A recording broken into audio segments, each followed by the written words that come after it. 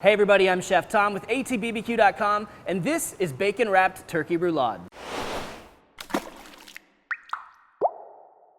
That's right, today we're going to be preparing a roulade. And if you're not familiar with the concept of a roulade, at its simplest, it's a thin piece of meat rolled up and cooked.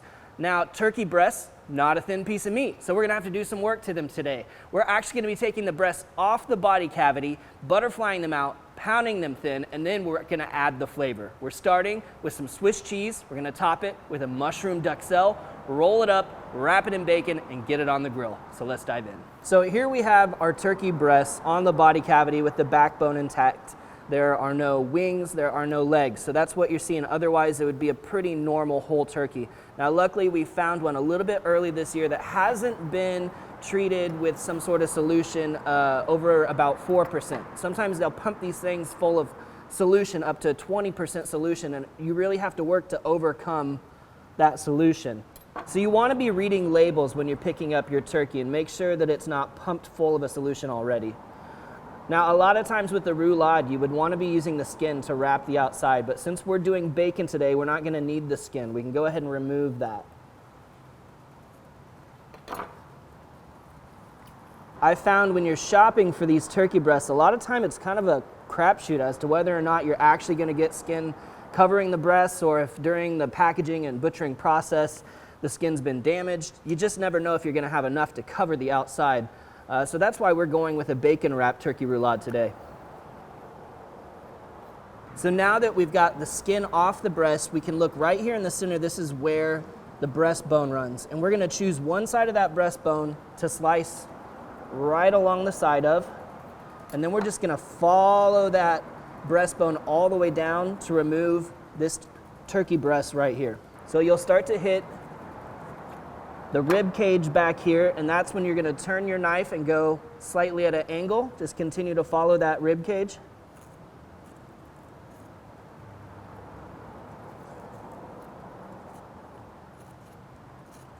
And we're just going to follow that all the way up to the top of the breast. You want to do your best to try and keep the tenderloin intact right now. That would be this part right here.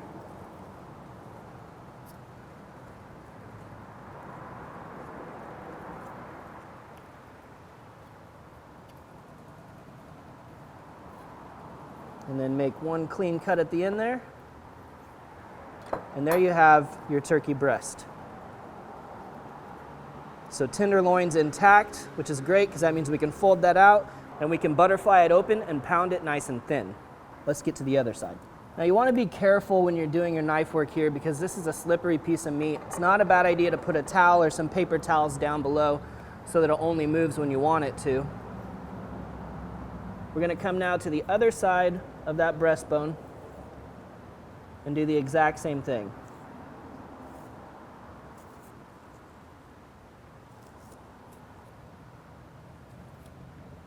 Just keeping our knife along that rib cage down there.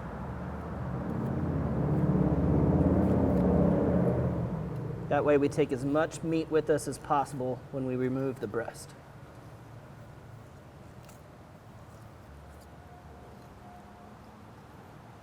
There you go. Now this part right here, this is not garbage. There's still meat on here. There's some really great bones in here for making a turkey stock. You paid for this, so you might as well use it. Throw it into a stock pot with some aromatics, some onions, some garlic, some celery. We've got a whole video on it. We'll make sure to put a link in the description, how to make turkey stock. But you can utilize this to make a really tasty gravy and so much more with the turkey stock. So the next step is just to kind of clean everything up. This bit of ligament here, you don't want to be chewing on that later. Some of these edges, just go ahead and trim off that stringy fat. Clean these up so they look nice and pink and perfect. And remove all the chewy stuff. So now that we've got these cleaned up, we've got that tenderloin still attached. We're going to go into butterflying the turkey breast. So as you can see, this now sits pretty flat over here, pretty flat down here, but we've got this big mound here. So what we want to do is come in with our knife, just right even with the table there, and we're going to butterfly this open. Just keeping your knife flat. I'm going to push it out here at the end. You don't want to go all the way through. You want to keep that intact. But now we've got a pretty even surface, at least to start with, as we pound these out a little bit later. And it is going to be just a little while before we actually pound these out, because before we do that, we're going to start to introduce some flavoring elements through a brine. We're going to soak these for about an hour in our Sweetwater Spice Lemon Thyme Turkey Bath. And we'll do that over here in this baking dish. Now you could use a plastic bag, but a shallow baking dish just deep enough to be able to cover this with brine is all you really need.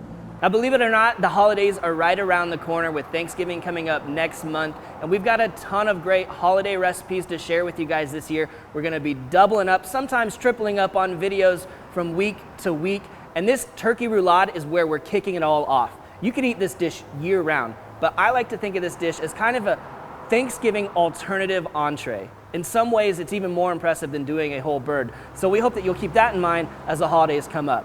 Now, one thing that we like to do around here is put together some turkey kits just to make things easier on you guys. And this is the first of 3 flavored turkey kits that we're gonna be coming out with, called the Savory Herb Turkey Kit. You can check it out at atbbq.com. I'll shut up about it now and get back to the bird. So this is our lemon thyme concentrate. This is some thick stuff. It packs a lot of flavor. And you can see just how thick it is because it's concentrated. This will do up to 4 of these breasts. So we're gonna use half a bottle today, and half a bottle will call for half a gallon of water. But we start out with this lemon thyme punch. Lots of citrus. Of course, there's the herbs. There's also rosemary in there. We've got onion, we've got garlic, everything good and savory that you're looking for with turkey. So we're just gonna fill this almost all the way to the top. We're gonna add a little bit of salt to finish it, so we wanna leave just a touch of room. Also, make sure that we utilize everything out of the bottle here. No man left behind.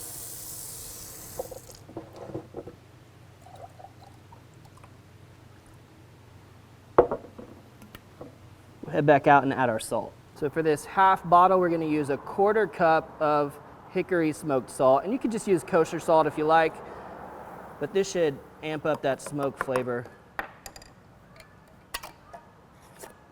And let's just give it a shake. We just want to try and dissolve down that salt.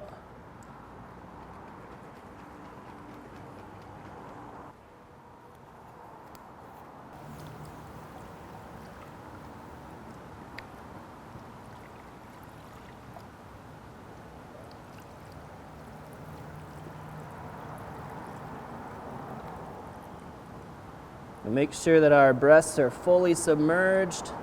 Bring it right up to the edge there.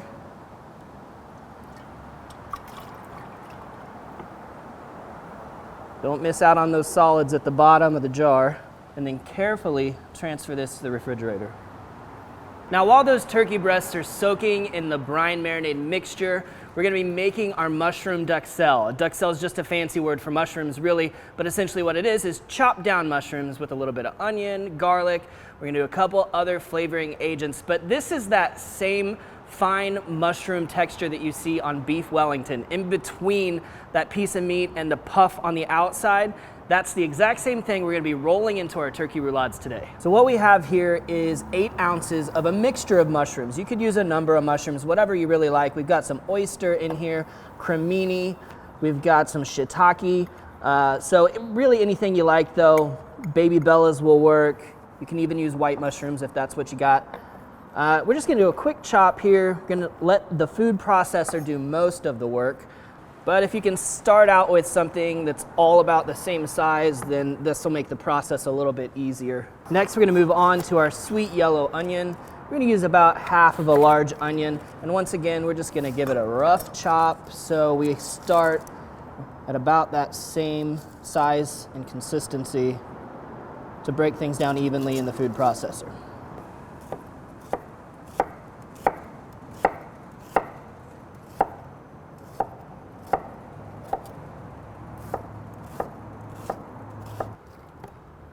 And the final thing that'll go into the food processor, a couple cloves of garlic. Not even gonna chop them, we're just gonna smash them and throw them in.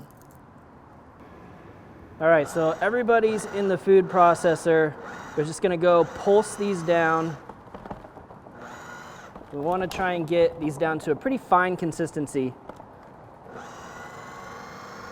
Of course, that's totally up to you. That's what we're going to go for today. If you want a little bit chunkier, go for it. I like where that is at. Our onions look just a little bit bigger than the mushrooms, but it's all going to cook down together. Next, I've got the 10-inch Lodge preheating over medium heat on top of the Heston Q here. And we're going to melt down 2 tablespoons of unsalted butter. And once that butter's melted and foaming up, I'm going to add to the skillet our mushrooms, onion, and garlic. Also going to get some seasoning in here at this point. And we're going with our go-to turkey rub. It's Cattleman's Ranchero. Also a part of that same flavor package. We want about 2 teaspoons. So lots of savory notes in here. This is the one that we designed for turkey. We got the garlic, the onion, the salt, just a hint of lemon. All of these things are gonna go great with that lemon thyme marinade that the turkey breasts are soaking up right now. So what's happening now as we cook down our mushrooms and onions is we're concentrating flavors. We're trying to get rid of all the excess moisture out of this, and it's gonna take a good 10 to 15 minutes, but we're gonna let this cook down until it's very concentrated in flavor and there's very little liquid left. As this starts to cook down, about 5 minutes in here, we're really getting a nice reduction going, and I'm dropping the heat down to low now because it wants to scorch as it starts to lose moisture. It's trying to find something to cook on the bottom there, and once that liquid barrier is gone, it wants to scorch, so you've got to turn the heat down. So just continue to work the bottom of that skillet. You shouldn't have much sticking, and let the reduction keep going. Meanwhile, we're gonna work on our last couple ingredients to finish the Duxelles. So I want about 2 tablespoons of minced Italian parsley. And since we're getting close to the end here, we'll go ahead and throw that in. And I also want to do about 2 tablespoons of Parmesan. Just super fine grated so it melts right in. Just incredible aroma coming off of this Duxelles now. Let's let it cook down just a little bit more and we'll get a taste.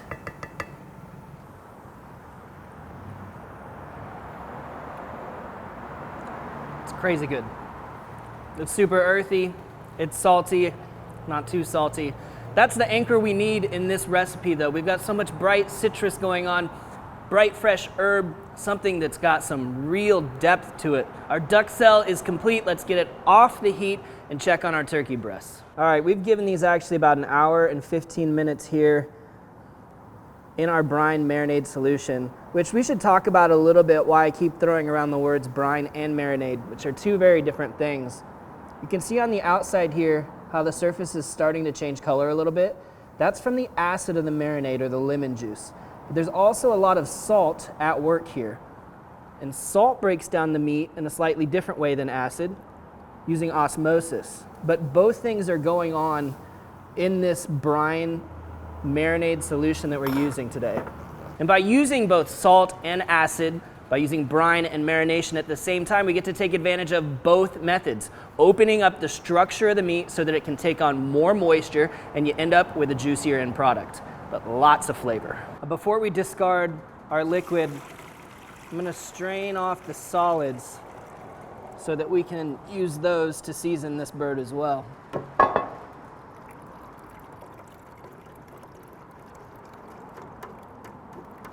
So you've got all of these herbs, lots of citrus flavor going on in there, and we can use this as a part of the rub. Now working one at a time, we're gonna pound these out so they're thin and fairly uniform in size. Got the tender down there, open up. So this is where we made our cuts on this side. I'm gonna place some plastic over the top, and then using the flat side of a meat mallet, I'm gonna apply some pressure. And if you get some separation here, it's okay, it's still gonna roll up, it's not a big deal. But go gentle at first, and then apply a little more force to the trouble areas.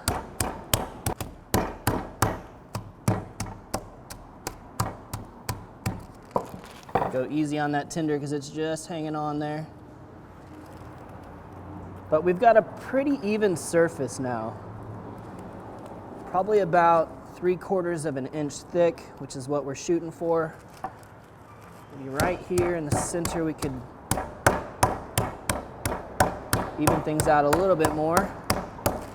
But essentially that's what we're going for. So this is the stuff that we strained off of our marinade. Lots of flavor in there. So we're gonna put that right there on the surface of the meat. I'm gonna hold the rest of our ranchero seasoning for the outside of each roulade. Just wanna divide this evenly between the two breasts and spread evenly across the surfaces.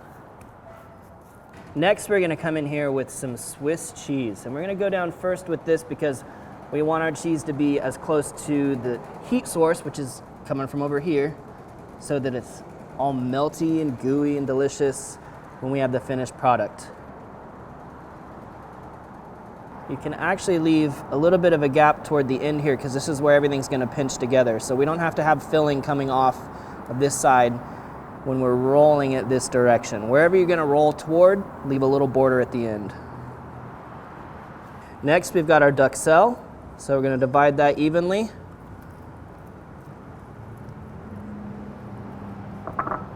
And starting up at that tender end, which is gonna be the center of the roulade, just spread this evenly across the surface. Once again, kind of leaving a little bit of a border down here at the end.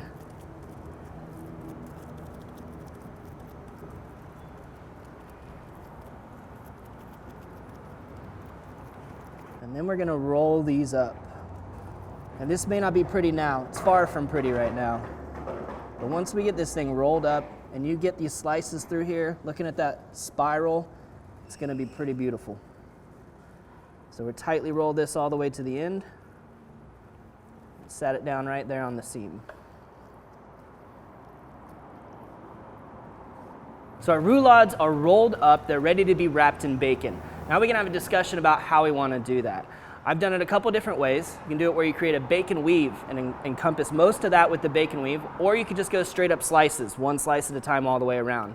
I feel like straight up slices presents a little bit better, it slices a little bit easier, but with the bacon weave, you get more coverage and you get more bacon. So today, we're gonna do both. We'll start out with the bacon weave. Let's lay out enough slices to cover the surface of the bacon. Sorry, the surface of the turkey, that is. Looking like 5 wide should get it. And we're alternating the direction in which we lay these so that they fit together a little more completely. So once you've got that coverage, we're gonna go in the opposite direction. We're gonna start by folding back every other slice of bacon. Place that down there, flip these back, and then we're gonna do the same thing over and over again.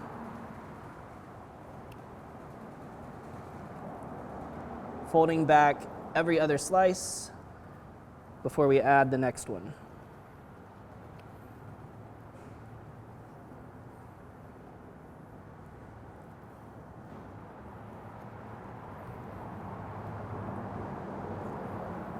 Four wide, probably pretty good coverage, so we got 5 by 4 here. If we come in here with our seam up, we should be able to make all of our bacon meat right there on the bottom. We'll just roll it around here.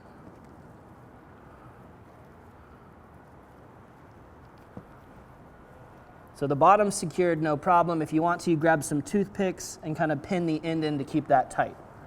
And that's your bacon weave. And then here's your plain Jane, simple bacon wrap.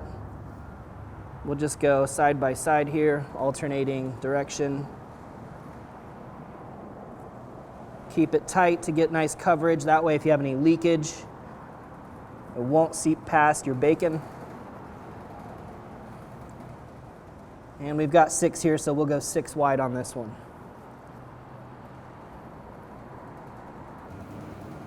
Now this technique typically won't require you to pin anything down because the seam is sitting on the bottom. The ends of the bacon will be pinned down as it cooks. And I got so excited about our bacon weave here, I forgot to season. So we're gonna come in here now with the Cattleman's Ranchero. It's a little bit easier to just put it on the bacon. So we're gonna lay the turkey right on there, and now it's just gonna fully encase this with the seasoning.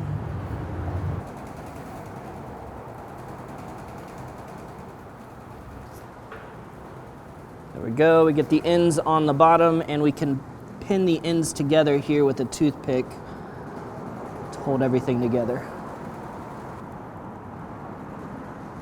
And for our slices, we can get our seasoning on the back side of those to wrap around the bird as well.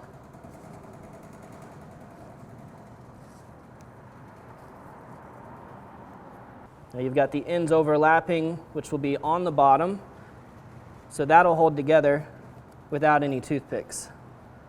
Today we'll be cooking our turkey roulade on the Yoder Smokers YS640 pellet grill. We're running it at 400 degrees with indirect heat. You want to go hot for these. You got to be able to render the fat out of that bacon so it crisps up on the outside. And this is where you want to make sure that you're not using thick cut bacon either. Classic cut bacon at a high temperature will render out for a nice crispy exterior.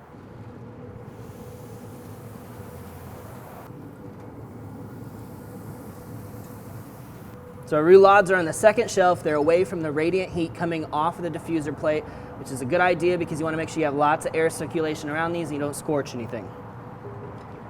All right, guys, we've been checking the internal temperature here about an hour and a half in. You can see we've hit that 160 mark, which is what we're going for. And that's on the smaller of the two. We could move this over, or better yet, we'll just use the instant read. 159 it's going to come up to.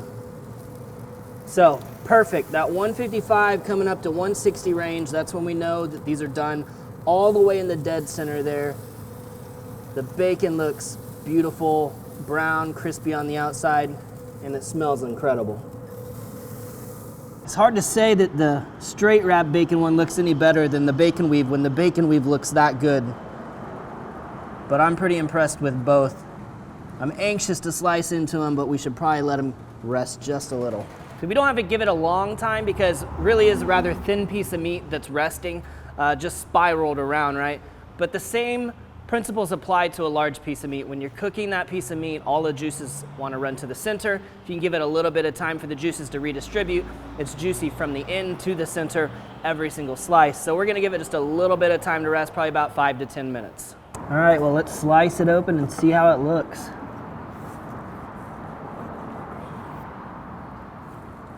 Man, it smells fantastic. And look how juicy that is all the way to the center. Got our melted cheese around the perimeter and our Duxelles. Beautiful. Nice thin slices of this. That's a really great bite right there. Just that width. You take that apart with a fork really easy. Pile of those on a plate would be perfect for Thanksgiving. All right, let's get a bite here.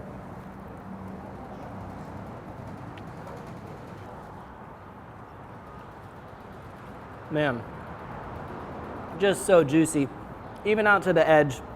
It's great the way those mushrooms, they're so earthy, they rein in all of that citrus, all of that herb.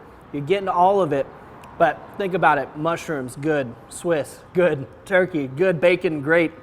All together, fantastic combination. Hey, thank you guys so much for watching. Be sure to check out atbbq.com for all of the products featured in today's video, including that new savory herb turkey kit. If you enjoyed the recipe, hit that subscribe button. And if you have any questions or comments or there's anything you'd like to see me cook, let me know in the comment section down below, and let's be good to one another.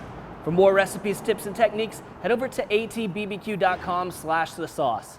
All things barbecue, where barbecue legends are made.